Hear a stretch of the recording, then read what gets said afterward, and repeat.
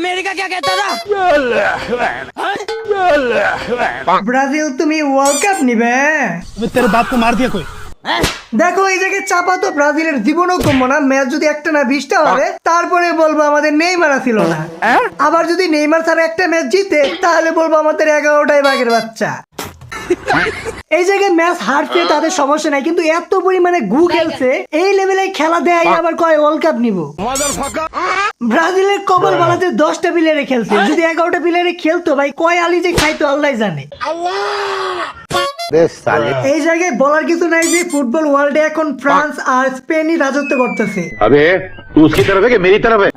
ওই জায়গায় যদি ফটকা ব্রাজিলের সাথে ফ্রান্সের খেলা হয় তাহলে স্কোর লাইনটা কেমন হবে একটু ভাবো।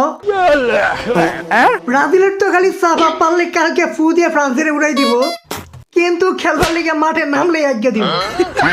ফটকা ব্রাজিল ফ্যান এটা মনে করো না যে আর্জেন্টিনা ফ্রান্সের সাপোর্ট দিব। ফ্রান্সের টিম তোমাদের এমনি মাইরা দিব। আর্জেন্টিনার পরের ম্যাচ মৌরিতানিয়ার সাথে। ব্রাজিল ফ্যান বলতেছে আমরা এই না জানা দেশের সাথে খেলে দিকে ফিফা র্যাঙ্কে 1 নম্বরে আছি। ওরা মনে হয় জানেই না বিশ্বের সব বড় টিমের গোয়াদা আঙ্গুল দেওয়ার পরে বিশ্বকাপ 2022 সালে আর্জেন্টিনা নিছে।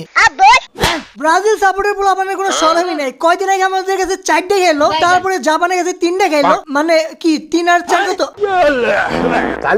ব্রাজিল ফ্যান চাপা কম বাইরে 27 তারিখে ফ্রান্সের সাথে খেলা জিতলে ভাই আমি মাইনে নিব ব্রাজিলের বিশ্বকাপ খেলার দরকার নাই, বিশ্বকাপ এমনি নিয়ে নিছি। দাদার সম্পত্তি দিয়ে লাভ নাই, প্যান খুলে বসে থাকো, ফ্রান্সে এমনিতেই দিয়ে দিব। ये क्या हो गया? বাংলাদেশ আর ভিয়েতনামের ম্যাচটা আমি ভাবছিলাম একটু হাড্ডাহাড্ডি হবো, কিন্তু হাফ টাইমের আগে 3টা গোল খাওয়ার পরে আর ভাই হাফ টাইমের পরে কামব্যাক আর হয়ই নাই। কিন্তু আমি এখানে চিন্তা করতেছি রাতের ব্রাজিল আর ফ্রান্সের ম্যাচের কথা। ব্রাজিল ফ্যান একটা কাজ করতে পারো, 2 পাশে 2 মোমবাতি ধরে আর জিগির পারতে থাকো, হয়তো 2টা গোল কম খাবা।